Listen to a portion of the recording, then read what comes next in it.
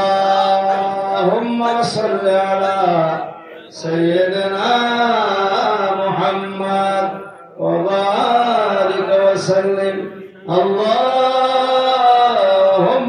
صل وسلم وبارك عليه খেয়াল করে আল্লাহ বলে আলহামদুলিল্লাহ। 71 সালে বাংলাদেশে যুদ্ধ হয়েছে,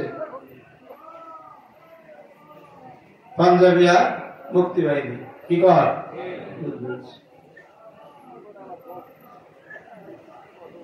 তো আমরা সোনাকান্দার হুজুর পর্দায় তাই ঠিক নেই, এখানে আয়া ক্যাম্প করতে চাইছিল, হুজুর নিষেধ করছে, তারা বলে না দিতে হইব। পরে হুজুরকে ওসি সাহেব হাজী আব্দুল সত্তার সাহেবকে বললেন আপনি একটু সাইফুলের মোলাকাবা করেন। সুবহানাল্লাহ, দুইজনে বারিন্দার মধ্যে বইয়া মসজিদে সাইফুলের মোলাকাবা করে, যেই মাত্র জরব দিছে সব দিয়ে মল্লাম দিয়ে গেলাম দিয়ে জলদা বলে গেছে, সবকে ভানি করছে।